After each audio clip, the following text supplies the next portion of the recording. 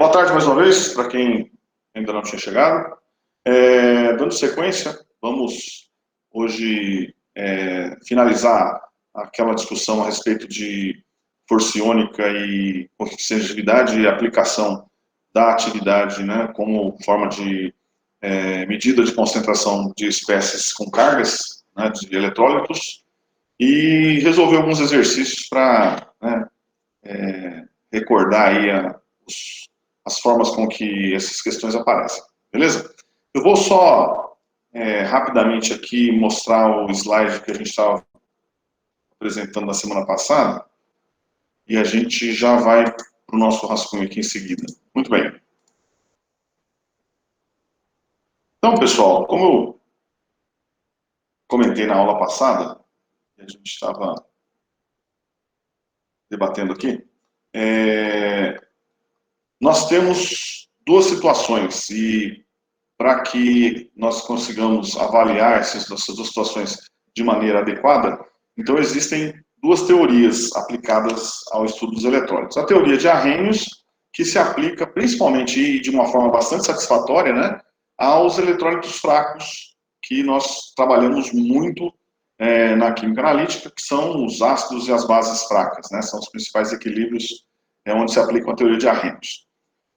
Já no caso dos eletrólitos fortes, como os sais, ou os ácidos fortes também, há limitações em função, né, de que, à medida que a concentração vai aumentando, vai se aproximando de 0,1, de 1, né, algumas distorções surgem, e essas distorções, então, nós avaliamos de uma forma mais adequada, utilizando, né, a teoria de Debye-Huckel, que implica no cálculo, né, do coeficiente de atividade e a análise do comportamento da espécie em função de todas as espécies presentes no meio que possuem mobilidade e, obviamente, com carga, né? Então, espécies de cátions e ânions presentes nas soluções. Isso implica que, não só, quando eu tenho o equilíbrio químico, não só aquelas espécies que são comuns, mas as espécies incomuns também interferem no comportamento do equilíbrio, certo?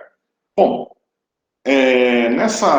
nesse slide que nós temos aqui, só para a gente recordar antes de fazer aqui o exercício, nós temos a expressão usada, apresentada, né, ou desenvolvida por Debye-Huckel, equação de Debye-Huckel, para o cálculo do chamado coeficiente de atividade, né, que é o fator que vai relacionar a concentração analítica ou a concentração nominal da espécie, aquela que a gente calcula a partir da massa do soluto, por exemplo, né, com a atividade da espécie no meio. Então, se esse coeficiente tender a 1, eu tenho, então, uma igualdade entre a atividade e a concentração, e aí sim eu posso trabalhar com a concentração nominal. E essa situação de coeficiente de atividade tendendo a 1, nós temos em que situação? Em situação de soluções bastante diluídas, né? Ou soluções moleculares, né, cujo coeficiente vai ser igual a 1, ou ele vai tender a 1, vai se aproximar de 1, da unidade, né, à medida que as soluções vão tornando-se mais diluídas. Pois bem, só reforçando aqui, né, o cálculo, deixa eu ver se... Bom, dá para ver a setinha aqui, né, onde eu estou apontando. Sim. Legal. Então, vamos lá. Então, recordando aqui, né, a relação entre o coeficiente de atividade e a força iônica, né, é dada por essa expressão, que é logarítmica, né, o logaritmo do coeficiente de atividade é igual a menos 0,51 vezes a carga ao quadrado vezes a raiz da força iônica sobre 1, mais o diâmetro da partícula, do íon, né, vezes a raiz quadrada da força iônica por 305, e aqui, nesse caso específico, né, reforçando que, quando a expressão é dada dessa maneira, o alfa é dado em picometros, ou seja, 10 a menos 12 metros, certo? Muito bem. Como eu comentei, essa relação aqui, né, essa diferença que nós temos aqui na fórmula, de 305 para 3,3, é simplesmente em função do uso da unidade. Então, é só tomar cuidado, Na verdade, se você não observar isso e colocar, por exemplo, o diâmetro, né, em picometros ao invés de nanômetros, você vai ter uma diferença de 1000 aí. Então você vai encontrar lá um valor absurdo de coeficiente de atividade que vai ser fácil de perceber que o cálculo, né, tem que ser ajustado. Mas é sempre bom estar atento. Eu vou mostrar aqui, até, acho que nesses slides eu tenho até tabelas onde nós temos os dados e a informação das duas maneiras.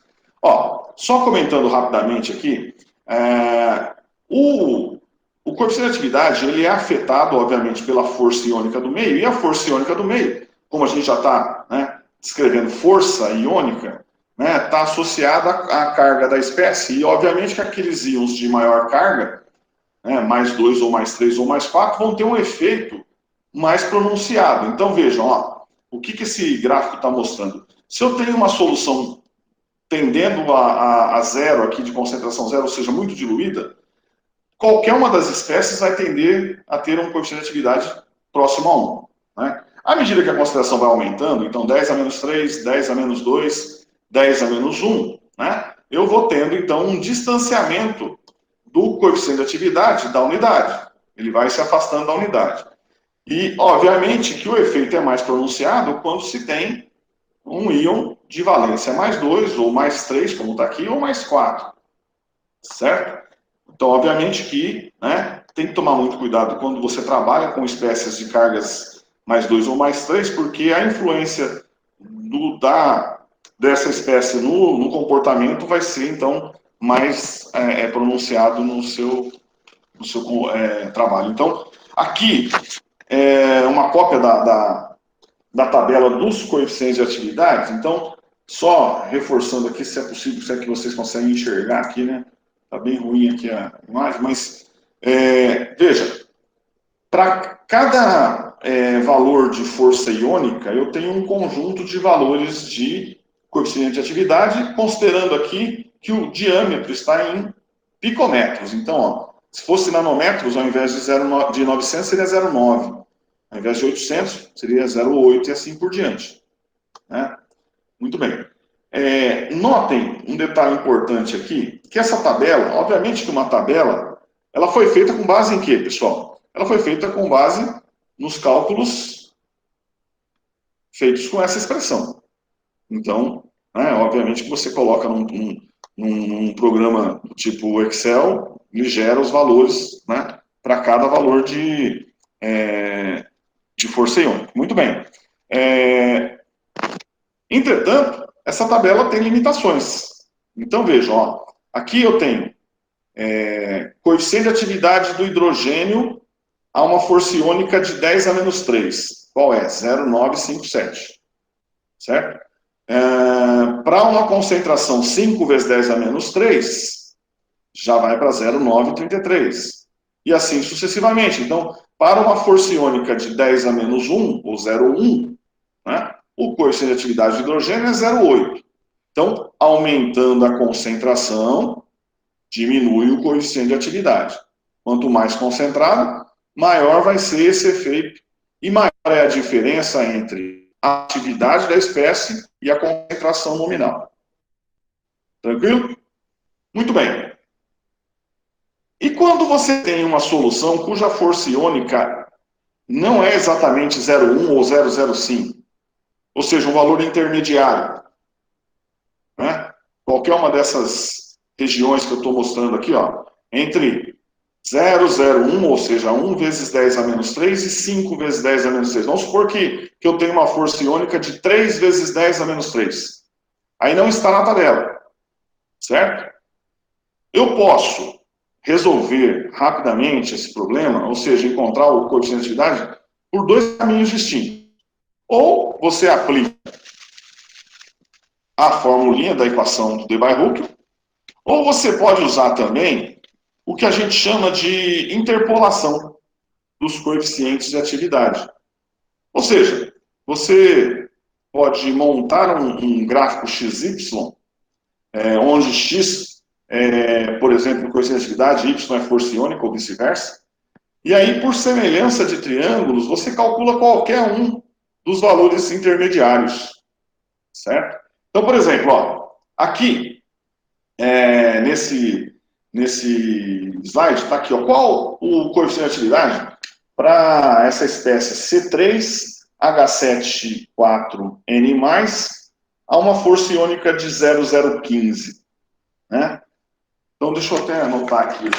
Então, qual o coeficiente de atividade para C3H74N+, com uma força iônica no veio de 0,015.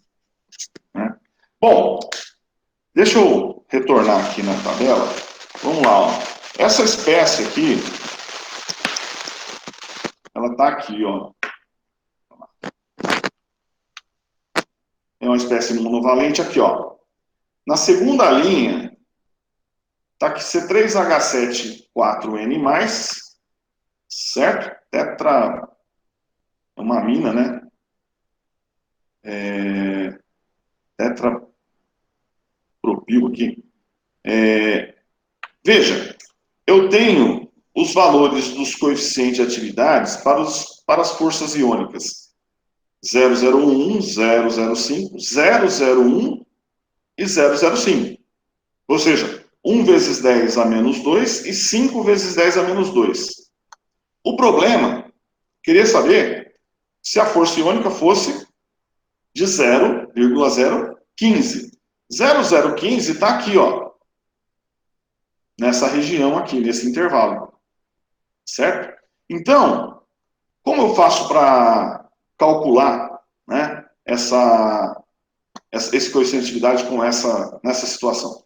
Então, se eu quiser fazer uma interpolação, eu vou fazer o uso do que a gente chama de semelhança de triângulos.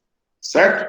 Então, eu vou parar aqui a apresentação e vou ligar aqui a câmera do meu rascunho e a gente discute aqui, depois a gente volta à apresentação. Vamos lá, só um segundinho. Vamos lá. Me dá um retorno só para eu saber se vocês estão me ouvindo aí. Tá dando certo? Tá tudo certinho, professor. Beleza, beleza.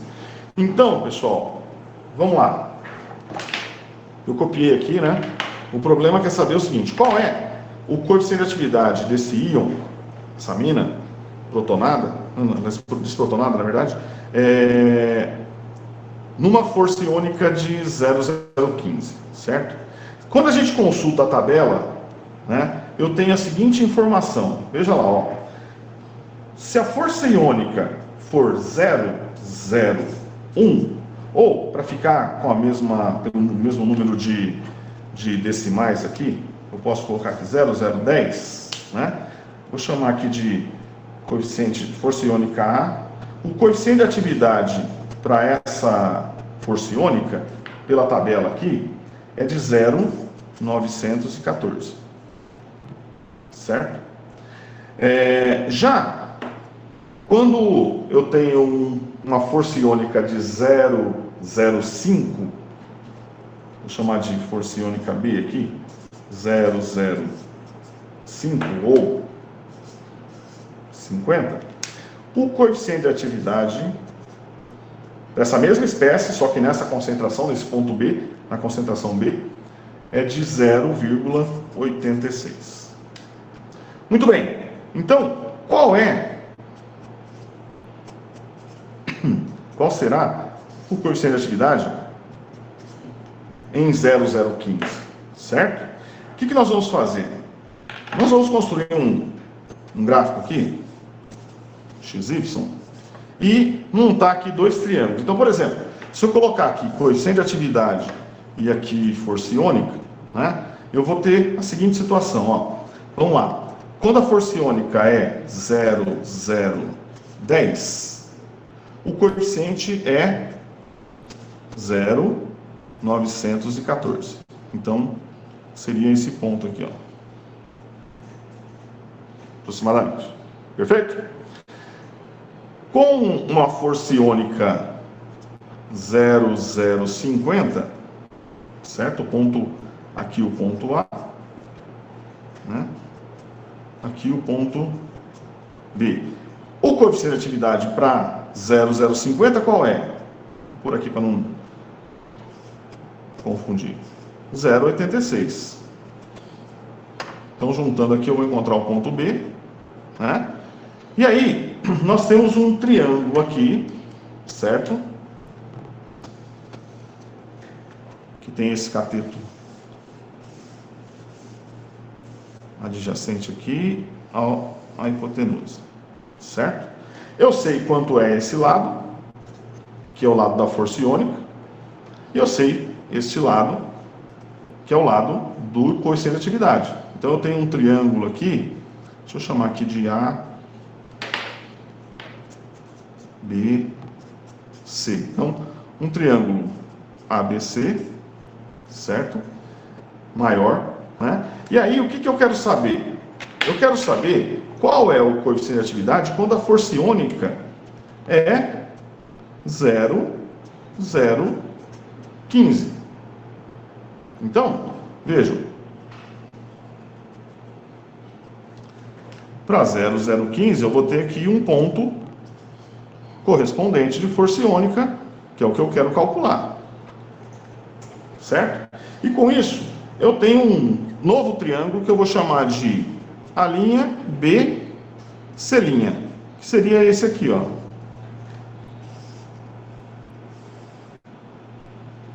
Ou seja, o triângulo ABC, ele é proporcional ao triângulo A', B, C'. Essa que é a teoria da semelhança de triângulos. Se eles são, se está incluso, né, incluído aqui, né, se eles são semelhantes, o que eu posso afirmar então? Que a razão entre essa variação, por exemplo, total AC, certo?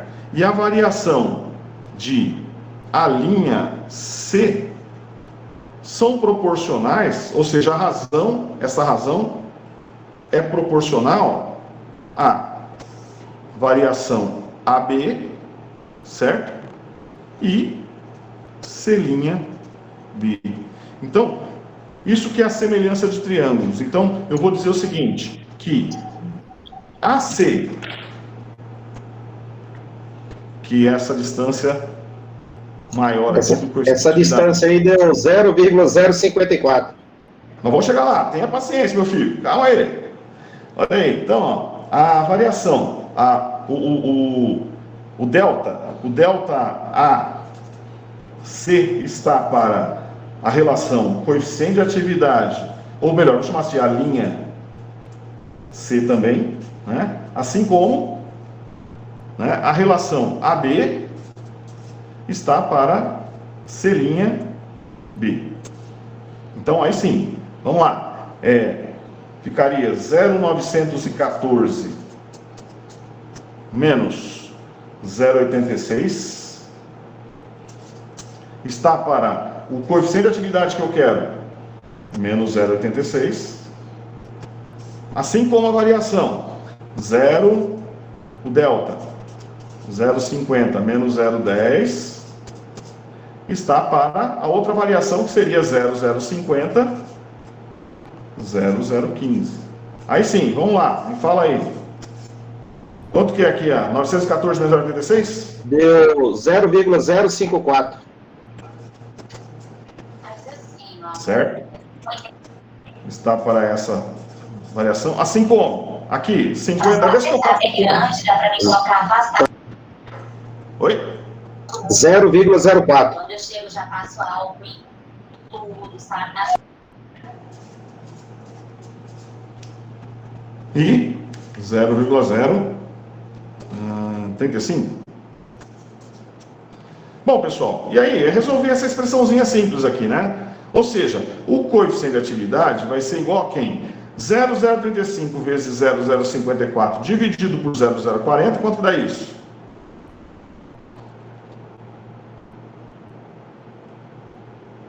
Por 0,047. 47 mais 0,86. Certo? O que daria um coeficiente de atividade de quanto aqui? 0,9. 0,9. Ou 0,90 para ficar aqui na mesma escala. Ou seja, então seria esse valor, vamos botar aqui para, né, do coeficiente de atividade intermediário entre 0,86 e 0,914, né? E é dessa forma. Então, qualquer valor que eu tiver aqui, ó, eu tenho sempre uma correspondência e eu vou encontrar o coeficiente de atividade da mesma maneira. Ok? Então, é uma maneira rápida, geométrica, para se calcular o coeficiente de atividade de valores intermediários. Ok? Valores que estão ali entre aqueles que não estão na tabela, né? Ou aquelas colunas que faltam na tabela. Tranquilo? Alguma dúvida aí, pessoal? Alguma pergunta? Sem problemas? Bom, maravilha. Então, de posse dessa informação aqui, o que vai permitir então que a gente possa, né, calcular aí de forma rápida qualquer coeficiente de atividade de qualquer valor de força iônica a partir da tabela, ou se vocês preferirem através da formulinha de Debye-Hückel, né? Então a gente pode partir aí para fazer uns exercícios agora aplicando, né, o cálculo do coeficiente nas situações, por exemplo, de equilíbrios onde as concentrações das espécies iônicas estão interferindo. Eu vou voltar na minha apresentação do slide um minutinho aqui, e a gente, só um pouquinho.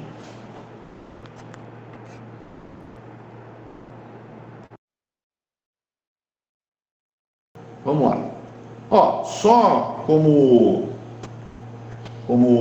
exemplo, essa tabela que eu estou mostrando aqui, ó, ela tem, observem que o diâmetro da partícula, ó, está em nanômetros, tá? Então, é fácil, como eu disse para vocês, é fácil perceber, quando o valor está aqui 900, por exemplo, é picometros. Aqui já está 0,9, ou seja, você joga direto na fórmula, né? E tranquilo. Bom, olha aqui, pessoal, nós temos um problema aqui que eu quero propor para vocês, olha só. Ele fala o seguinte, ó, use aquela equação que a gente mostrou no slide anterior, eu vou mostrar aqui novamente em seguida, né? Para calcular o coeficiente de atividade do mercúrio 2 em uma solução que tem uma força iônica de 0,085 mol por litro. Use 0,5 nanômetros para o diâmetro do efetivo do íon. Essa é a primeira parte. Segunda parte, compare o valor obtido em A, né, com o coeficiente de atividade obtido pela interpolação linear dos dados contidos na tabela. Ou seja, na verdade, aqui é só para demonstrar que vocês, tanto por um caminho quanto por outro caminho, chegarão a valores muito próximos, exatamente iguais, depende da aproximação, mas muito próximos. Então, vamos lá, eu vou parar aqui uns minutinhos e vocês vão fazer esse cálculo aí, em seguida a gente faz junto aqui para tirar qualquer dúvida. Então, vou deixar aqui a tela um minutinho, enquanto eu anoto os dados aqui no papel, tá? E vocês também anotam aí da mesma forma. Vai lá.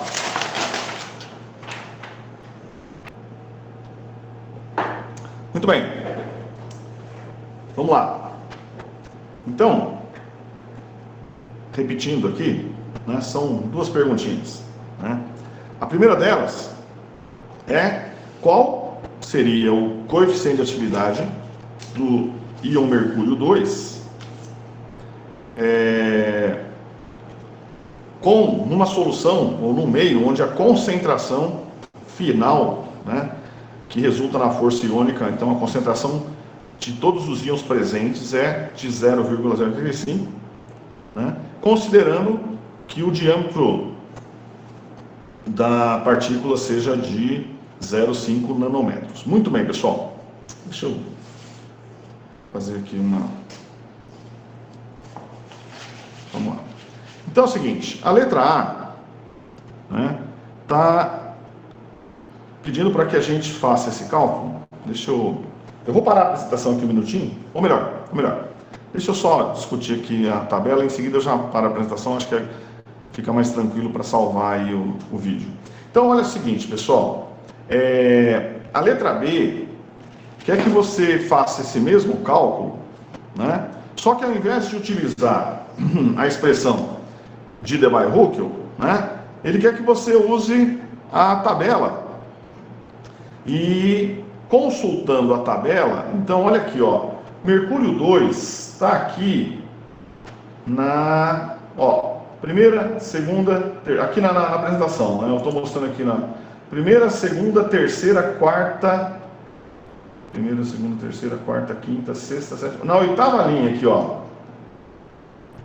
não, oitava não, na nona, na linha aqui do estrôncio, bário, cádmio, mercúrio 2 e sulfeto, certo? Para um diâmetro de partícula de 0,5 nanômetros, né? Quando a força iônica é 0,1, o coeficiente de atividade é 0,38. Agora, para uma força iônica 0,05, né, o coeficiente de atividade é 0,46. Então, veja, para ficar mais didático aqui, 0,1, eu vou igualar o número de algarismos. Deixa eu parar a apresentação para ficar melhor no nosso rascunho, só um pouquinho só. Então vamos lá, então agora fixando aqui no nosso rascunho, tá? Então, ó, na letra B, né, como a gente consultou na tabela, para uma força iônica 0,1 ou 0,100, o coeficiente de atividade do mercúrio 2 é 0,38. Para uma força iônica 0,05 ou 0,050, o coeficiente de atividade é 0,46. Então, se eu tiver uma força iônica de 0,085, eu estou no intervalo entre 50 e 100. Certo? Vezes 10 a menos 3. E aí, eu vou ter aqui um coeficiente, né, proporcional, certo? Que eu vou calcular, então, pela semelhança de triângulos. Beleza? Então, são essas duas as sugestões aqui desse problema. Na primeira parte, na letra A, ele pediu para que você fizesse o cálculo, né, aplicando a equação de Debye-Huckel. Então, vamos lá. Menos log do coeficiente de atividade do mercúrio 2 vai ser igual a 0,51, que multiplica mais 2 ao quadrado, vezes a raiz da força iônica, que é 0,085, dividido por 1, mais 3,3, que multiplica o diâmetro da partícula, que é 0,5, multiplicado pela raiz da força iônica, que é 0,085. Então, fazer essa conta aí. Vamos lá. Como é que fica isso? Vamos só dar uma ajustada aqui. Vezes 4, vezes raiz de 0,085. Quanto que é isso? Bom, vai dar aqui 0,291, e aí vai, né? 5, vou botar aqui 5, 1, 5, 4, 7. Aí vai dar a diferença em função da nossa aproximação. Dividido por 1, mais 3,3 vezes 0,5 vezes 0,291547. Ó, 1 mais 0,48. Então, menos log do coeficiente de atividade do íon mercúrio 2, vai ser igual, multiplicando tudo em cima ali, 0,51 vezes 4 vezes 0,291547. 0,59,4756 dividido por 1,48. Então, dividido por 1,48 igual 0,40186. Muito bem. Então, quem vai ser o coeficiente de atividade, né? Então, log do coeficiente de atividade de mercúrio, mas mercúrio 2, né? Sempre aqui, é igual a menos 0,40186. Então, 10 elevado a isso, então eu vou ter aqui que o coeficiente de atividade do mercúrio 2 vai ser 10 elevado vezes 0,39. menos 1, beleza. Então, ó, 10 elevado a isso, né? Isso. O coeficiente deu 0,39. Beleza. 10 elevado a menos 0,40186. Então, coeficiente 0,396. Na verdade, seria aproximadamente 0,4, né? Enfim. Como a gente fez uma série de aproximações aqui, né? Isso vai refletir no nosso resultado final. Mas tudo bem. É isso aí. 0,396 ou 0,4. Beleza, beleza. Agora, se, né, ao invés de usar a relação aqui, né, de Debye-Hooker, se nós usarmos a relação, né, de interpolação, como é que vai ficar? Deixa eu melhorar aqui meu esquema aqui. Então, vamos lá. Para a força iônica 0,1, coeficiente de atividade 0,38. Deixa eu repetir aqui. Força iônica 0,1, coeficiente de atividade do mercúrio 0,38. Para uma força iônica de 0,050, coeficiente de atividade era 0,46. Né? E aí, para uma força iônica de 0,085, né, qual vai ser o nosso coeficiente de atividade? Vamos lá. Então, pessoal, olha aí. Vou novamente fazer um gráfico aqui XY, certo? Coeficiente de atividade por força iônica. Então, para uma força iônica 0,05 ou 50, o coeficiente 0,46.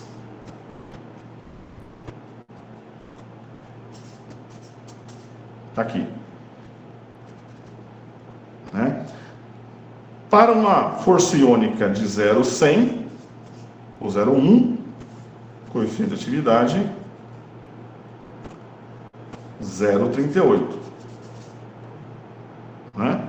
Qual será o coeficiente de atividade para uma força iônica 0,085?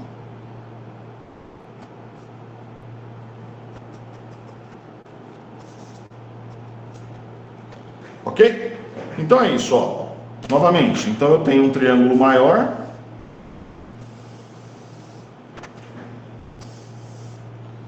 e um triângulo menor que está inscrito aqui, de modo que,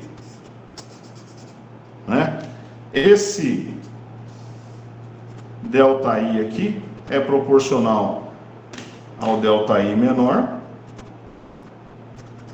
vermelhinho, assim como, então, a variação maior, esta variação de 0,46 para 0,38 também está para a variação menor, então um ΔY menor, delta coeficiente de atividade menor, delta coeficiente de atividade maior. Então é isso aí, pessoal, vamos lá. Então a variação, veja, por semelhança de triângulo, o delta coeficiente de atividade maior. 0,46 menos 0,38 está para o coeficiente de atividade que eu quero calcular menos 0,38, assim como, né, a variação maior, ou seja, 0,100.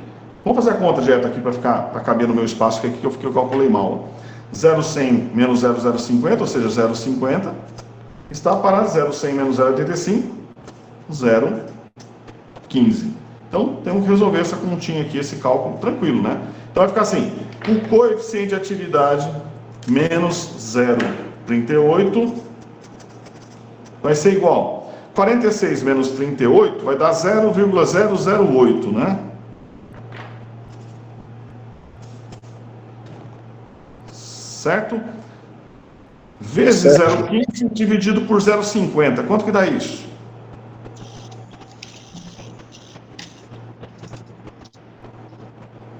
Zero 24.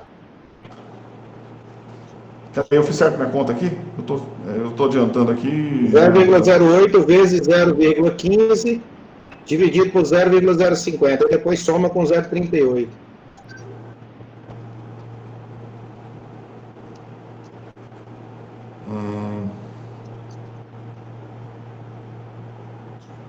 É isso mesmo.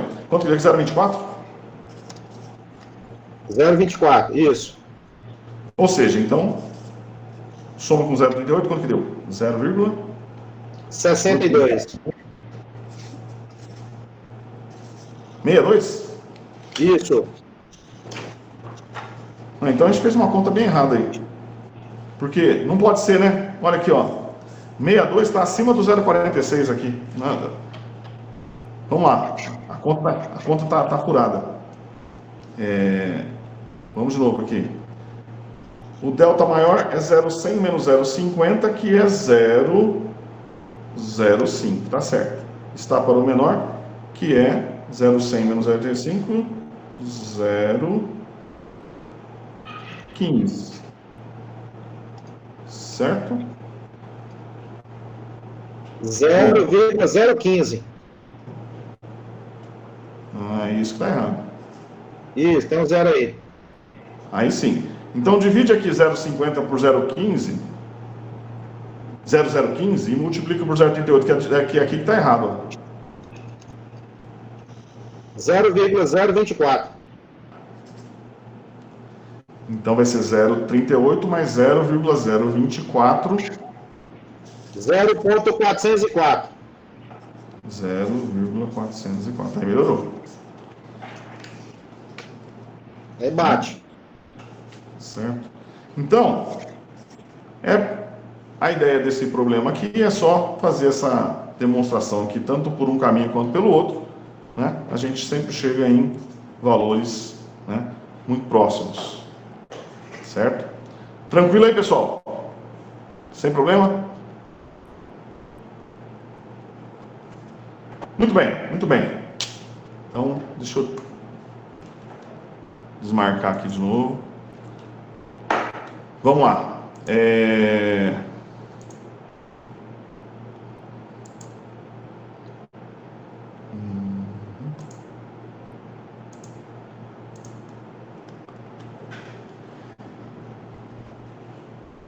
Beleza. Eu tenho aqui mais 4 probleminhas aqui para diversão geral de vocês. Eu copiei isso aqui dos exercícios dos livros, então tá meio bagunçado assim, porque cada um é num livro, então não tá, é a preguiça de digitar aqui tudo, né? Foi só copia e cola, mas dá para ler. Então, pessoal, faz o seguinte, ou dá um print aí na tela, ou tira uma foto, né? Para vocês terem os dados, e aí a gente em seguida parte para resolver esses problemas aqui. Vamos lá. Professor, a 5 tá faltando um pedaço ou só dá a solução mesmo embaixo? Desculpa, repete, por favor. A número 5 é só dar a solução e acabou o exercício, porque tá cortando um pedacinho aqui pra gente. Peraí. Isso. Isso aí, da Beleza. solução. Determine o coeficiente de atividade do próton em uma solução contendo ácido clorídrico 0,010 mol por litro, mais perclorato de potássio 0,040 mol por litro. Qual é o pH dessa solução? Então, assim, aproveitando já esse comentário que você fez, veja, esse exercício, né? Se a gente sempre admite que o HCl está 100%, é um ácido forte, né? Está 100% ionizado. Então, se ele tem a concentração de 10 a menos 2, 0,01, né? 10 a menos 2, admitindo, né, que ele está totalmente ionizado, o pH seria 2. Certo? Entretanto, né, nessa solução, eu tenho aí perclorato de potássio numa concentração de 0,040. Por mais que o perclorato de potássio não seja um íon comum, né, ao equilíbrio do HCl, ele vai influenciar na força iônica do meio e, consequentemente, vai influenciar no valor do pH. Né? Ou seja, a concentração de prótons H+, tem que ser relacionada ao coeficiente de atividade para achar a atividade e aí achar o pH em função da atividade e não da concentração nominal. É essa a proposta do problema. Então a gente vai achar um valor aí diferente de 2, né? Vamos lá. Bom, mais uma vez, começa por esse 5 aí, que a gente já começou, e aí a gente em seguida calcula junto aqui, vai lá. Então, ó, se não tivesse o perclorato, eu diria que o pH é 2, sem problemas, né? Em função da concentração analítica de HCl. Agora, como tem perclorato, o que você tem que fazer? Você tem que dissociar o perclorato. O HCl está numa concentração menor, mas eu acho que é importante calcular também a contribuição dos íons H+, e Cl- para a força iônica, certo? Você vai achar então a média aí, o meio da somatória de todas as concentrações de todas as espécies, com a força iônica. Em seguida você calcula o coeficiente de atividade, aí você calcula a atividade e finalmente o pH. Vai lá, um minutinho aí para fazer um cálculo aí.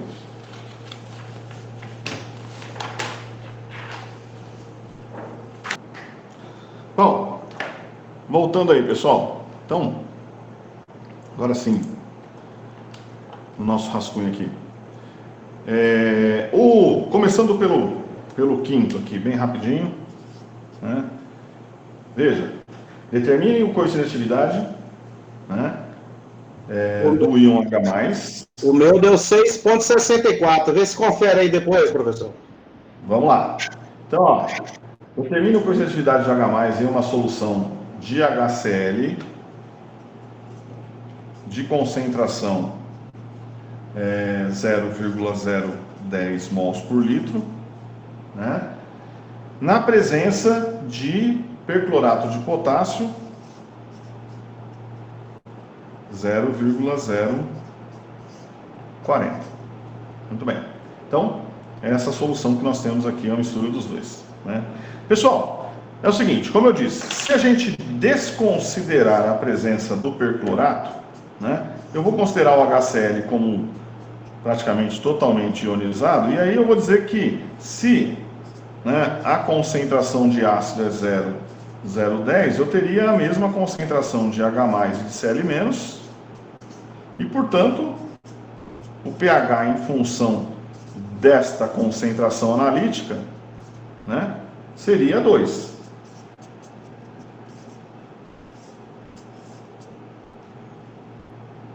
Muito bem. Acontece que, na realidade, né, eu tenho o HCl totalmente ionizado aqui, ou seja, 0,10 de H+,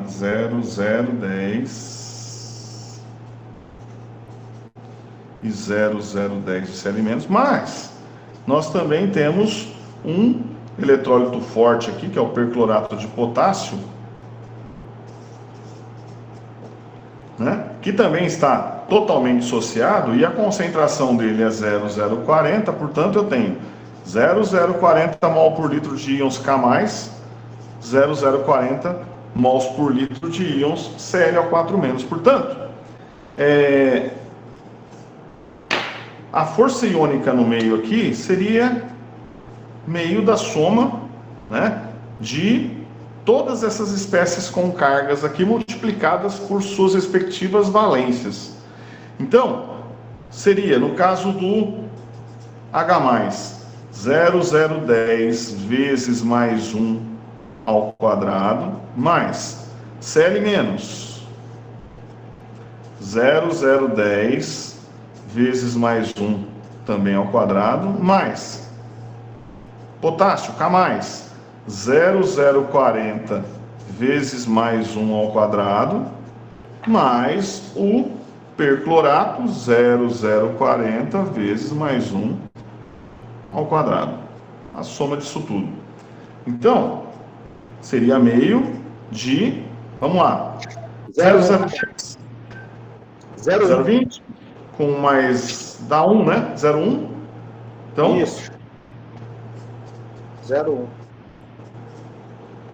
0,1, né? 0,1. A força iônica, então, vai ser 0,05 mol por litro. Bom, numa força iônica de 0,05 mol por litro, se eu consultar a tabela, qual é o coeficiente de atividade do H+ para essa força iônica? Então, na tabela que nós temos aqui, deixa eu buscar aqui na apresentação. Ó, para 0,05, a força iônica é de 0,86. Muito bem. Qual seria o pH, então? O pH vai ser menos log da atividade dos íons H+. Certo?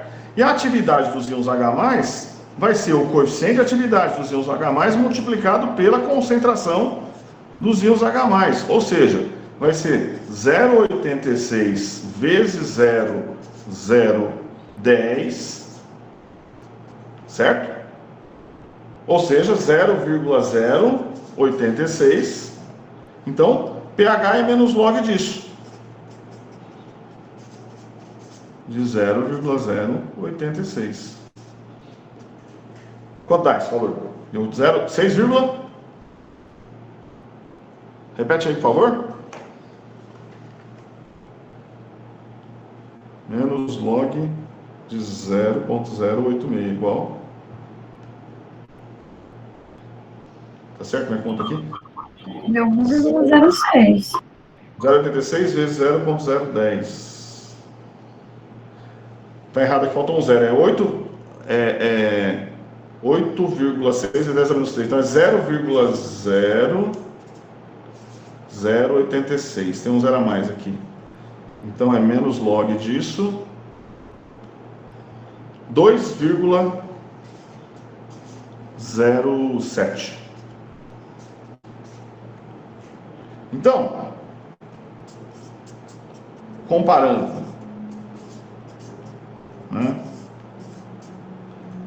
Se eu desprezo a força iônica do meio, o pH seria 2. Se eu calcular em função da força iônica, 2,07, né? Ou seja, quase aproximadamente 2,1, né? Esse é o nosso resultado aqui. Beleza, pessoal? Tranquilo? Professor, pode apresentar a tabela do coeficiente de novo, fazendo favor? Posso. Espera aí.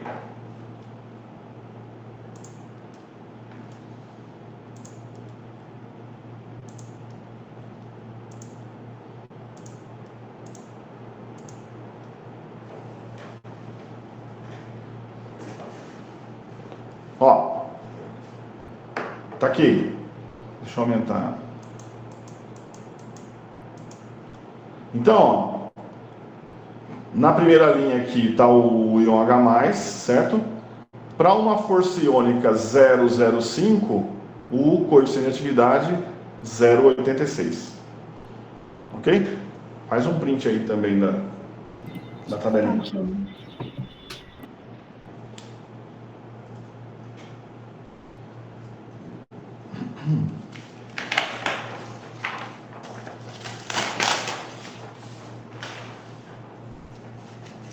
Beleza.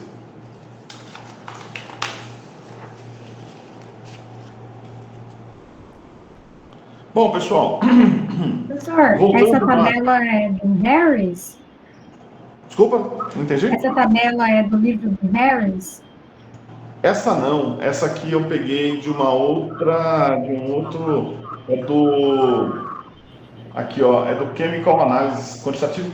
Na verdade, é uma tradução do, acho que é do livro, tem uma versão em português desse livro aqui, acho que é o Mendham.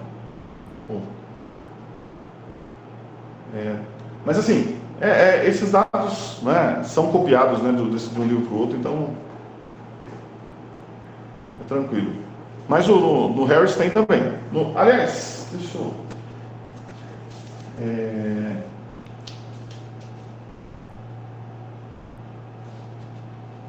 Peraí que eu...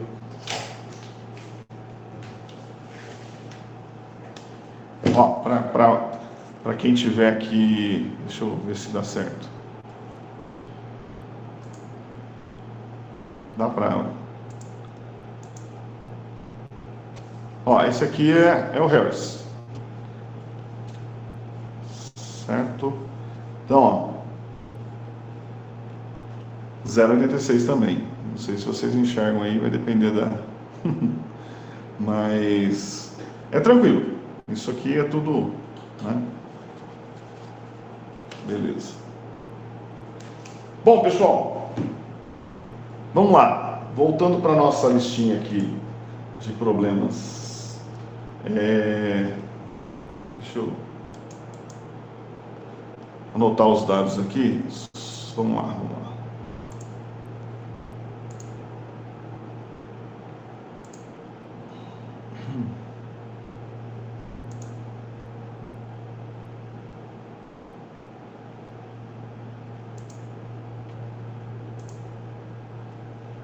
Muito bem. O problema número 1 na verdade, assim, a gente ainda vai falar mais adiante sobre os equilíbrios heterogêneos, com mais detalhes, né? Mas eu vou trazer esse problema aqui, mesmo que a gente ainda não tenha comentado a respeito desses equilíbrios, mas só para a gente aplicar aqui o conceito de atividade para fazer um cálculo. Esse cálculo é bem interessante, porque a gente dá para perceber que quando se calcula os erros, né, relativos, dá um valor significativo, né? Então vamos lá. Mesmo que tiver alguma dúvida do equilíbrio heterogêneo, depois a gente vai voltar. Então fiquem tranquilos aí. O problema fala exatamente o seguinte, encontre o erro relativo introduzido quando se negligenciam as atividades no cálculo da solubilidade do iodato de bário, que é o BaIO3,2, em uma solução que contém também iodato de magnésio, MgIO3,2, na concentração 0,033 mols por litro, né? O produto de solubilidade do iodato de bário, o KPS, é 1,57 vezes 10 a menos 9. Então, deixa eu anotar aqui esses dados e a gente passa para o nosso rascunho. Então, eu quero saber qual é o erro, né, relativo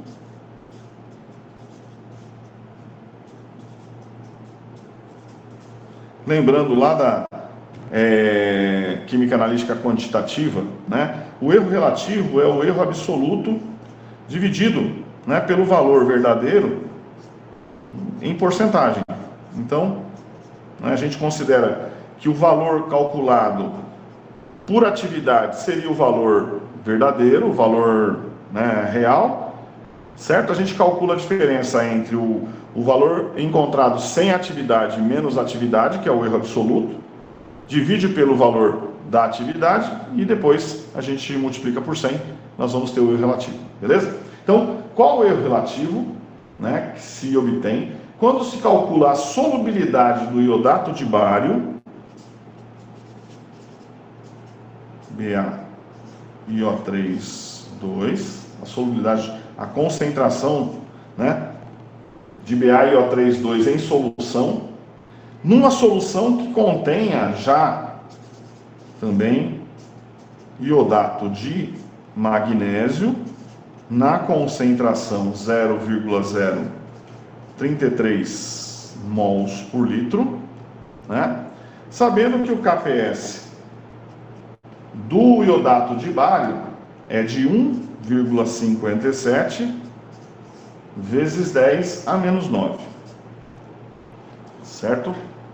Então, pessoal, vou começar calculando a solubilidade do iodato de bário na solução de iodato de magnésio pela concentração nominal. Ok? Então, vamos lá. Primeiro, iodato de magnésio é um eletrólito forte. Ele vai estar dissociado na forma de íons. Magnésio mais 2, certo? Mais 2 iodatos, ou seja, IO3 menos.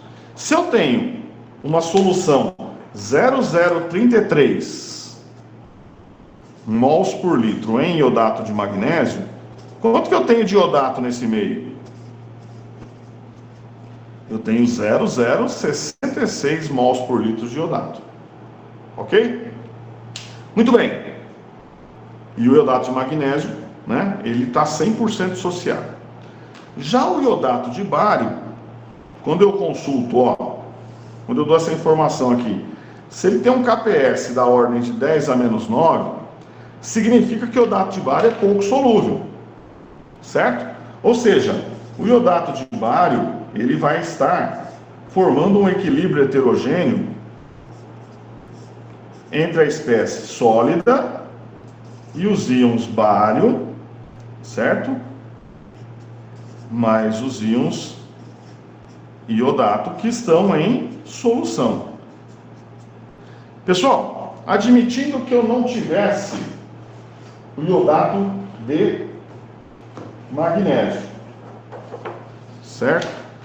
Aí, a concentração de íons bário e iodato seria X e 2X. Eu jogo na expressão do KPS, eu calcularia a solubilidade do iodato de bário. Entretanto, como eu tenho o iodato de magnésio presente, a concentração de iodato seria 0,066, que é o que eu já tenho a partir do iodato de magnésio, mais uma pequena contribuição de iodato de bário, mas ela já é pequena pelo KPS, e a presença de um íon comum vai fazer com que esse equilíbrio se desloque para onde? Para a esquerda. Né? Então, eu vou considerar que a concentração total de iodato seria, então, a soma seria praticamente 0,066. Certo? Então, qual seria a concentração de bário e, consequentemente, qual seria a solubilidade do iodato de bário? Bom, aí vai ficar o quê? O KPS, que é a expressão da constante em função das espécies solúveis, é igual a concentração de íons bário, estou calculando em função da concentração analítica, vezes a concentração do iodato ao quadrado. Ou seja, 1,57 vezes 10 a menos 9 é igual a concentração de íons bário vezes a concentração de iodato nesse meio é 0,066 ao quadrado. Ou seja, a concentração de íons bário, que vai ser igual à solubilidade do sulfato de bário, porque a expressão aqui está na proporção de 1 para 1, né? Vai ser esse cálculo aqui, ou seja, 1,57 exponencial menos 9 dividido por 0,066 x quadrado igual. Se minha conta estiver certinha, dá 3,6 vezes 10 a menos 7. Correto. Por litro. Tá certo? Certinho. Beleza. Então, essa é a solubilidade do iodato, do sulfato de bário. Curiosamente, só por curiosidade, faz uma conta rápida aí para mim, Quanto que é a massa molar do sulfato de bário? O bário, se não me engano, é 137. Vamos lá. 16. Vou fazer aproximado. 16 vezes 4 mais 32. Professor, mais 233,38. 233,38. Ou seja, quantos gramas essa concentração teria? Em 1 litro, que massa eu teria de sulfato? É só multiplicar aí. Multiplica isso por 3,6 exponencial menos 7. Olha aí, ó. É muito pouquinho, né? 233,38 vezes 3,6 exponencial menos 8,4 vezes 10 a menos 5. Então, ó, a concentração em grama por litro é 0,0234, olha aqui, ó, 84 gramas por litro. Ou seja, já é pouco solúvel e ainda na presença de 0,066 de iodato, né?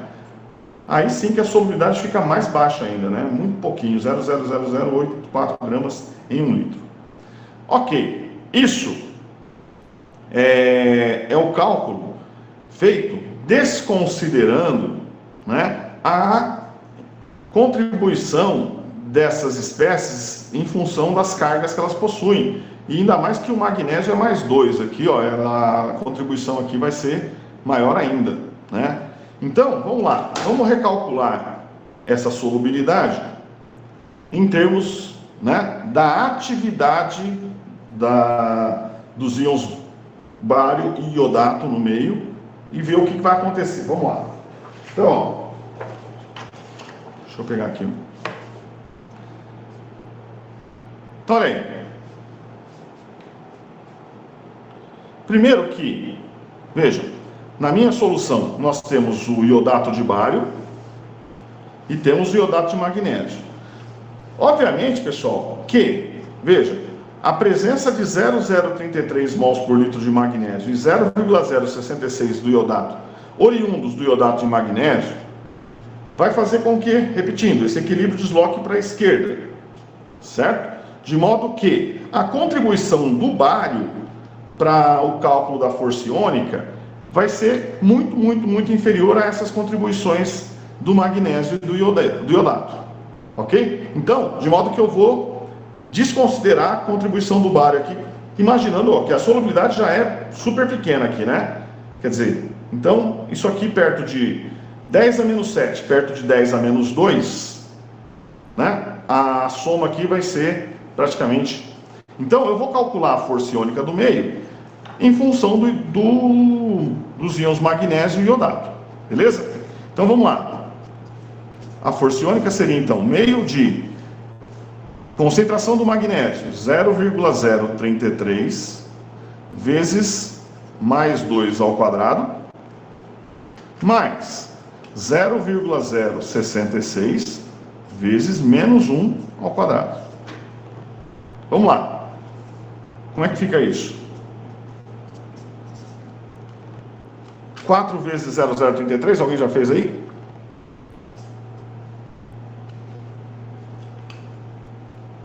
$0,132. 0,132 mais, e aqui? Aqui vai dar 0,066, beleza. Então, 0,032 mais 0,066 0,198.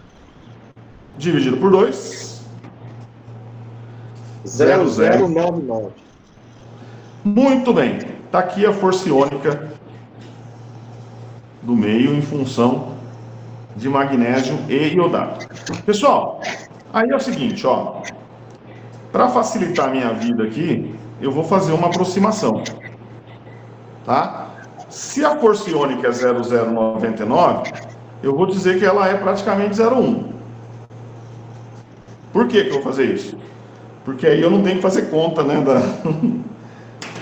da interpolação, eu vou direto na tabela. Certo? Para facilitar a minha vida. Aí eu vou apresentar a tabela aqui rapidinho, para a gente achar aqui os valores. Vamos lá. Então, ixi Maria, eu não tinha parado a apresentação, né? Na hora que eu fizer o vídeo, essa parte aqui não vai aparecer. Vou parar aqui só para dar uma... Depois eu ajeito. Só para aparecer esse aqui, esse rascunho, senão depois não aparece. Então, quer dizer, para essas espécies, então, S2 e iodato, nessa estequiometria, a força iônica do meio 0,099, que, né, para facilitar a minha vida, eu vou aproximar para 0,1. Então, qual é o coeficiente de atividade dos íons bário mais 2 e dos íons iodato menos 1 nesta força iônica de 0,1 mol por litro, certo? Então vamos novamente na apresentação e vamos para a tabela. Vamos lá.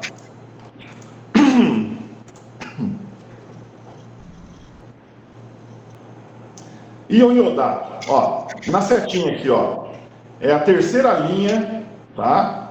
O íon IO3-, com um diâmetro de partícula em nanômetros de 0,4 a 0,45. Quando a força iônica do meio é 0,1, o coeficiente de atividade dos íons iodato é 0,77. Beleza? Já para o bário, deixa eu achar o bário aqui. Aqui, ó, o bário está na linha do estrôncio. Estrôncio, bário, cádmio, mercúrio e sulfeto. Né? Um diâmetro de partícula de 0,5 nanômetro, 0,5 nanômetros. Quando a força iônica do meio é 0,1, o coeficiente de atividade é 0,38. Beleza? Muito bem. Com base nessa informação, a gente vem aqui para essa expressão do equilíbrio. Deixa eu fechar a apresentação para poder aparecer o rascunho no vídeo depois. Vamos lá. Então, olha aí. Nós anotamos aqui, né? Quando a força iônica do meio é 0,1, de acordo com a tabela, o coeficiente de atividade para os íons bário nessa concentração total de íons, 0,38. E para o iodato IO3-, 0,77. O que nós vamos fazer? Bom, vamos reavaliar esse equilíbrio aqui, só que agora, considerando o KPS, não em termos das concentrações analíticas, mas sim em termos da atividade. Então, eu vou reescrever essa expressão. Como é que ela vai ficar? O KPS seria, então, a atividade dos íons bário vezes a atividade dos íons iodato ao quadrado. Certo? De modo que essa expressão ficaria: a atividade dos íons bário é o coeficiente de atividade dos íons bário multiplicado pela concentração de íons bário vezes o coeficiente de atividade do iodato ao quadrado vezes a concentração de IO3- também ao quadrado. E aí é só, então, agora desenvolver essa expressão. Então, o KPS, 1,57 vezes 10 a menos 9, que é igual coeficiente de atividade do bário. Opa! Vou anotar aqui. Coeficiente de atividade do bário, 0,38. Coeficiente de atividade do iodato, 0,77. Isso para uma força iônica 0,1. Mais. Então vamos lá. 0,38 vezes a concentração de íons bário, que é o que nós estamos buscando, né? Vezes a força iônica do iodato, 0,77 ao quadrado, vezes a concentração do iodato, que é 0,066, também ao quadrado. Enfim, vamos ajustar isso aqui, me ajuda aí. Vai ficar então o quê? Vamos lá.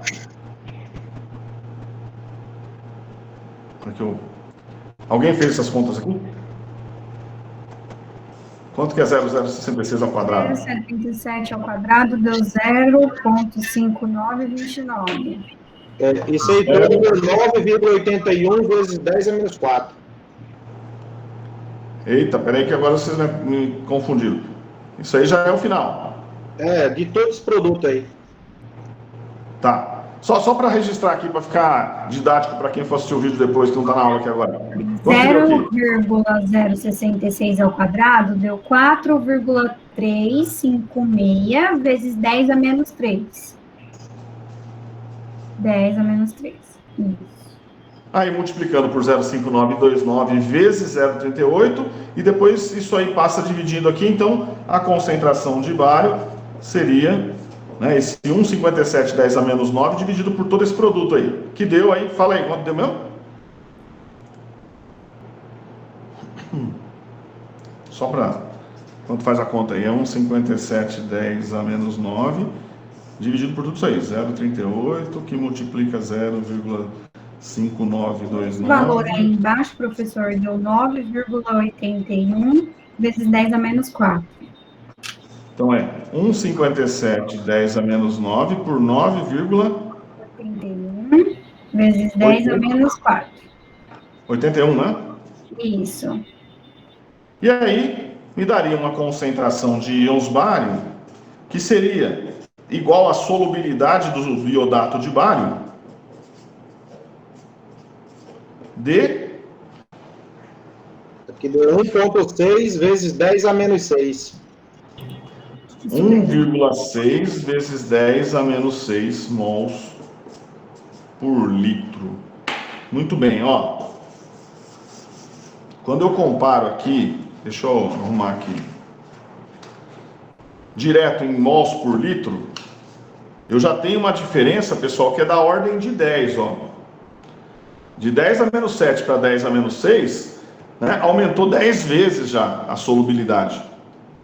Certo?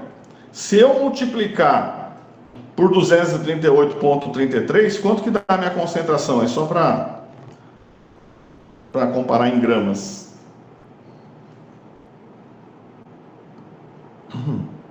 3,74 vezes 10 a menos 4. Então, 1, 2, 3, 3, 7, 4. Assim? Isso. Ó.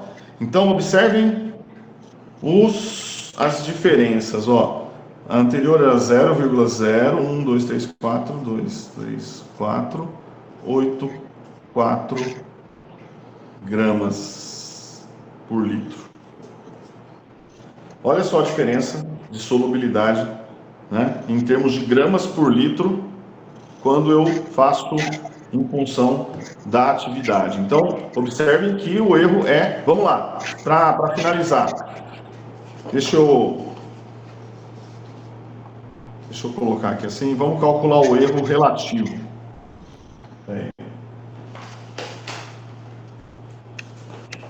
Bom, em termos de concentração, né, em mol por litro, então vamos lá, deixa eu repetir aqui para ficar mais bonitinho aqui, ó. Então, a solubilidade do iodato de bário, BaIO3, em termos de concentração analítica, foi de 1,6 vezes 10 a menos 6 mol por litro. A solubilidade do iodato de bário, em termos da atividade, deu 3,6... Não.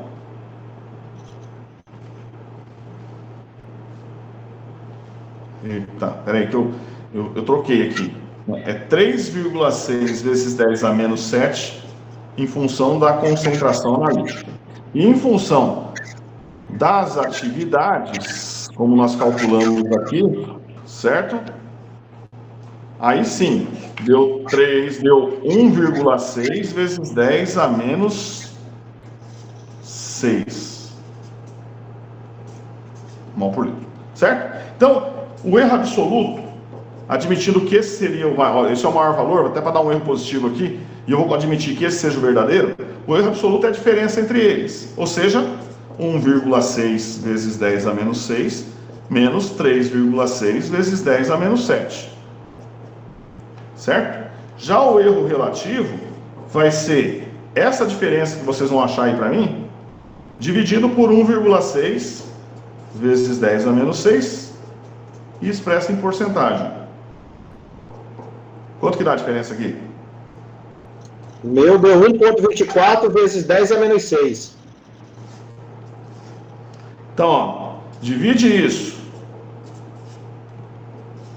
por 1,6 vezes 10 a menos 6, multiplica por 100.